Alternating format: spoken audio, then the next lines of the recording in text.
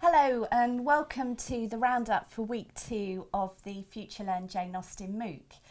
I'm Alison Daniell and this is Alastair Dawson, and we've been very busy on the message boards this week looking at all your comments, and there have been some really interesting discussions. Everybody's getting really involved and everybody's had a really good look at the extra links that we've been trying to put up for you. We thought we'd just like to chat through a few of the topics which have proved tremendously popular this week. Alastair, what have you been noticing on the boards? So one of the things that we thought would be interesting to bring out is this discussion about Austen's biography and how that's been formed. Yes, there's been a lot of comment about this, particularly in relation to Henry Austen's initial biography, which was published alongside Persuasion. Yes, and this idea of, did Henry have an agenda in what he was publishing, and do biographers more generally have agendas in terms of the way that they're representing the people that they're writing about. But also we were thinking about that in terms of the fact that we simply don't know and don't have that many records about Jane Austen's life. And so how do you create biographies? How do you create these versions of truth with very little information?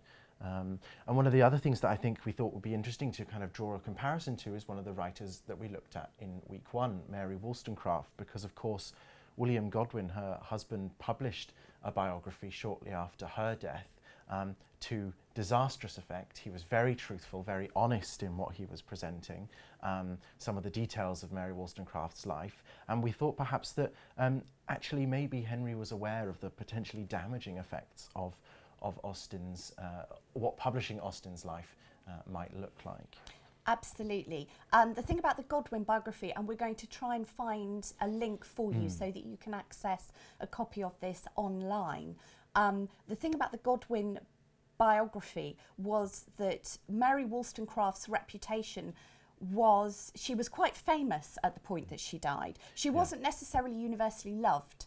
I feel we can say that polite society did have its problems with Wollstonecraft. Absolutely. However, the effect of Godwin's biography on her legacy and how posterity perceived her was actually quite devastating.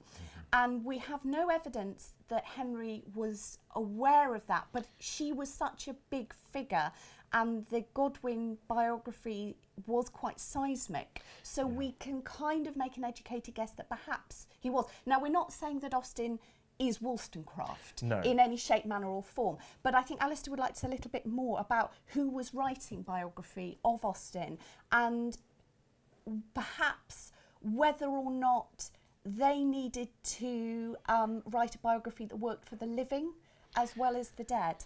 Yes, so obviously that first biography of Austen is by Henry, and there's this sense that perhaps, as Alison's just said, that who was this biography for? Was it for a general public? Was it actually perhaps for the Austen family themselves?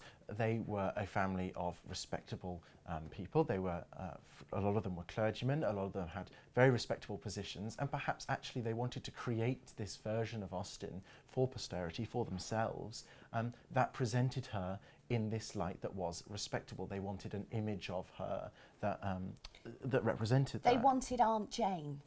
Exactly. And although the Aunt Jane image, which one can almost effectively see crystallised on the £10 note today, which is another topic that people have been talking about, the portraiture of Austen. We know from the surviving letters that Cassandra didn't manage to burn that she was not always the nice maiden aunt sitting on a lawn drinking tea. We know that she had a slightly caustic side to her, and that her books, they are concerned with real life and real issues, and in some cases sort of real financial precarity of the female characters. And this isn't a Mills and Boon rosy glow. No. And that perhaps because of that, the family biography is slightly out of kilter with the real Jane. Yeah, and subsequently, of course, we have a great many more biographies that have been published about her, especially as more has come to light about her life. But the fact remains that we still know very little, and a lot of this biography has to fill in the blanks that still exist in an Austen's life. And maybe, in fact, we all have our own Jane. Yeah. And we create our own Janes, and then we fight quite hard that our Jane is the real Jane. Yes. And I think this is perhaps something which has been happening throughout history. Another topic that we would quite like to go on and talk about is the issue of financial independence of women, or not financial independence of women, and the marriage market. And this isn't the first time on the MOOC that the master key to the rich lady's treasury has provoked so much response. We're really pleased that it has. We put it up because we want your responses. So if you haven't had a look at it yet, please go to the money section and have a look at the resource, and do feel free to comment. One of the topics which was coming out was the fact that people think that perhaps we don't have such a focus on the financial aspects of marriage today. And this was something that we wanted just to have a little chat about. Yes, because we think that perhaps actually when you look at the world and the world we live in today, marriage is still, in many cases, a very financial transaction. Especially in the upper echelons of society, which is generally those that Austen is talking about in her fiction. So you look at many publications today, we've got things like the Forbes list, we've got things like BBC, even earlier this year, published a rich list of women. Yes, so, it's 5th of April 2019. I'm going to try and put a link up for you. Yeah, so women are still being presented in this very commodified way, that is, this is what they are worth, and presumably, men are searching through these lists in exactly the same way that they might have done in 1742. Yes, of course, it's not just the women. Tatler do a list of eligible bachelors, and the Sunday Times Rich List features both men and women. But we still have a fixation with the very rich, and the very rich as a marriageable commodity. Now, the Tatler list, for example, is not about rich men, it's about eligible bachelors, which to me is very much the male equivalent of the master key. And it's looking at men and money as being an essential, the money as being an essential part of a marriage contract. You may or may not know, but I'm qualified as a barrister and I practiced for a while doing matrimonial law. And one of the first things that my pupil master said to me was, marriage is a business. Yeah. The two partners come together in the marriage to make an economically secure and financially viable future for themselves and for any children of the marriage. And this is how the law still deals with marital breakdown today. Financial implications of divorce are the main thrust of most divorce proceedings. And we've seen developments such as prenuptial agreements. Yeah. Now, of course, the prenuptial agreement has a very long and venerable history going back to the marriage settlement, which, again, readers of Jane Austen are very familiar with. The idea that going into a marriage, people would want to have the finances sorted out. They would want to know, the man would want to know how much money the wife was bringing to the marriage. And equally, the wife would need to know that she was going to be financially secure and her husband was not going to be a spendthrift who was going to dissipate the finances and create financial precarity for the couple and any children. Absolutely, and there are plenty of examples both in real life in the 18th century and in the fiction that was being produced of women who are left in fairly destitute situations because either their husband has died and left them no money, or because their husband has gone out and spent this money in a way that is not responsible, and they had very little recourse to correct that in terms of clawing back money that had perhaps been theirs before the marriage. Yes, absolutely. Women could put money into trust, but this had to be done before they got married. It had to happen before they became a wife, and at that point their legal and economic personality becomes covered by their husbands. It's a common law doctrine called coverture. But before the marriage, they could put stuff into trust, which was then ring-fenced, and the husband couldn't necessarily get hold of it. However, the wife had to be honest with her husband and tell him that this is what she was going to do, because equally the law said that the husband had a legal expectation of being able to access his wife's money. So we kind of see the law giving and taking away more or less at the same time. Yes, there is this option for women, and this was quite common in marriage settlements, for part at least of the fortune that women would bring to a marriage to be ring-fenced. But equally, the husband had to be okay with this, and there are court cases in Chancery that argue this point out. Yeah, and I think we see this question about the communication perhaps between the two parties in any marriage arrangement, and this importance of truth and honesty. And that perhaps brings us on to one of the other things that we wanted to bring up this week, this idea of honesty and character in Austen's fiction. And we've been particularly noticing this. We noticed it last week when we talked about reading, and how Austen uses books, reading, and the characters' responses to books and reading to bring out the true nature of the character. And we're noticing it again this week, I think, with the music section of the MOOC.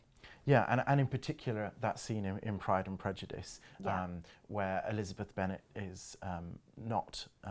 Sorry. Yes, Elizabeth Bennet is not giving a virtuoso performance on the pianoforte, and Mr. Darcy comes across and talks to her. Lady Catherine is busy saying how great she would have been as a pianist had she ever had lessons and had she practiced. And what Austen is doing with these scenes, and again this harks back to what we were talking about last week, is she is using music as a way of getting the characters to reveal each other. But in this scene, which was very astutely picked up by one of the participants on the MOOC, Elizabeth is being honest. She never claims to be a great pianist. She's absolutely honest. She says, I'm quite mediocre. Yeah. But Darcy is then able to come over and be honest during that conversation with her. And this is a turning point for their relationship. The midpoint in Pride and Prejudice is where he proposes to Elizabeth. And that's exactly in the middle of the book. That kind of skews our expectations of the book, sends the plot off in a different direction. But it's this scene at Rosings which actually tells the reader that we are heading towards a happy ending.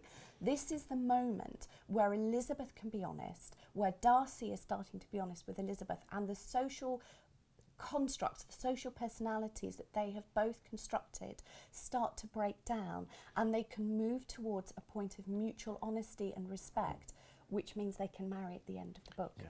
And I think that's Austen's key message in that book, and indeed in some of her others, is this idea that marriage, yes, there's a love plot in a great many of Austen's fictions. However, it's not just about love, it's about honesty, and it's about not offering this social veneer that was so expected of people of their class in the 18th and early 19th century, and about showing that person that you're going to enter marriage with your true self, or the truest version of yourself that perhaps they feel comfortable of, and that progression is very evident there. And of course one of the other key moments in Pride and Prejudice is when Elizabeth can address Lady Catherine and say that she is Darcy's equal, and because they have been honest with each other, and because they've been on this journey where Lady Catherine is revealed as being every bit as obnoxious as Mrs. Bennet. She's just got more money and a nice house.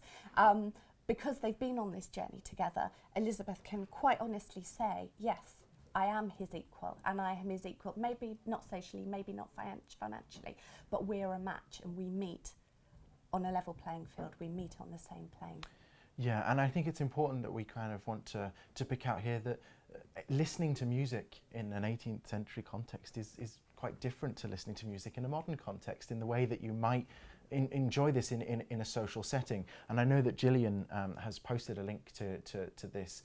It's a project that was done here at Southampton that recreates the scene of a drawing room around Austen's time period, and how people might listen to music. So again, we'll try and post a link to that so that you can see that, just how different social groups are mixing engaging in different activities in the drawing room whilst music is playing in the background, and how this social interaction actually allows for a great many different parts of character to be explored in a way that sitting in rows in front of a stage simply doesn't. Yes.